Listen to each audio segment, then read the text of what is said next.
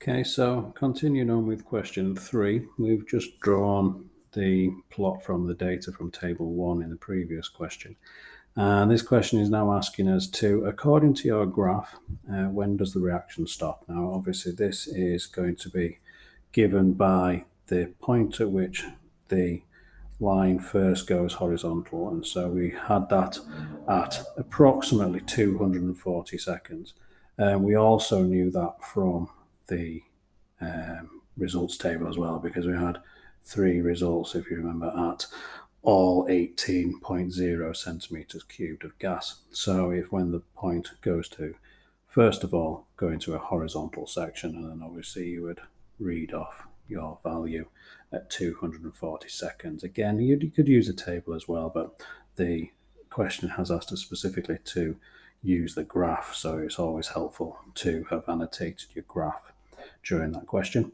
And so we're then going to use this value in the next question by asking us to calculate the mean rate of the reaction.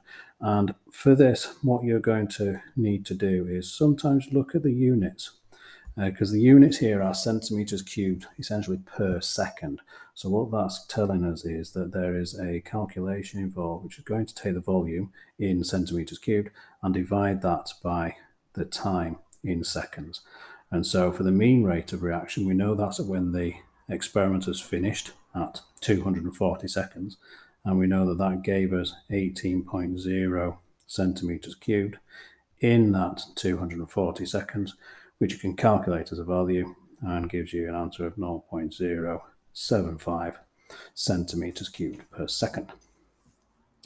And if we were to then look at this experiment and work out whether or not these experiments are repeatable, well, how would you check that? First of all, is relatively simplistic answer for kind of the first mark is essentially do it again. So if you do the experiment again, and you would see how repeatable it is, because if it is repeatable, what you would be looking for is similar experimental results.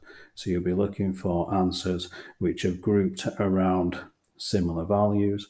So if you did the volume, would you get volumes of 18, 18.5, 19, something like that, coming off in 240, 230, 250 seconds.